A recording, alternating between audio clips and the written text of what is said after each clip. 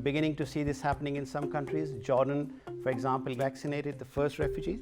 Other places are coming up. Now, the way it's organized, it's very much depends on, of course, national plans. We are trying to make sure that refugees, IDPs, stateless people, migrants, marginalized populations are not overlooked. They can easily be overlooked. They're invisible. They are not in the statistics, for example, sometimes. And we're trying to make sure that this remains very much in the planning process, that they're included in this vaccination.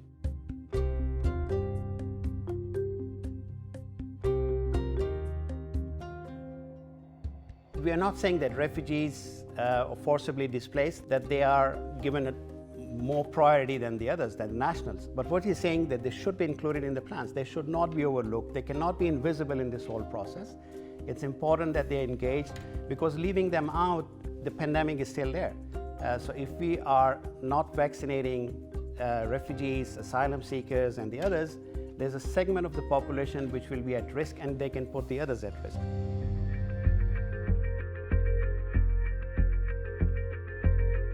UNHCR does not buy vaccines. We do not give vaccines. It's the COVAX. It's a facility that is going to make sure that the vaccines are delivered to countries. But we are there with our refugee operations, sometimes in remote locations where logistics is quite complicated.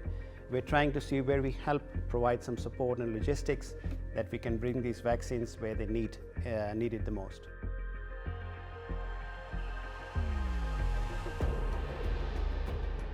We want these vaccines to be out there as of yesterday.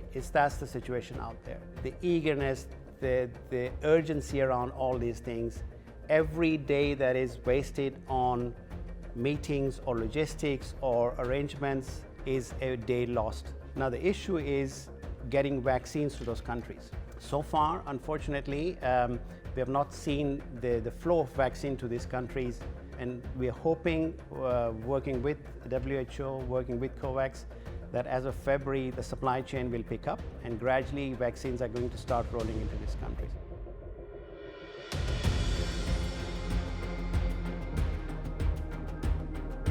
It's already been quite dramatic in a sense that in urban situations, with the lockdowns, they lost their incomes. They were the ones who suffered the most, because before the pandemic, they were in urban areas looking after themselves.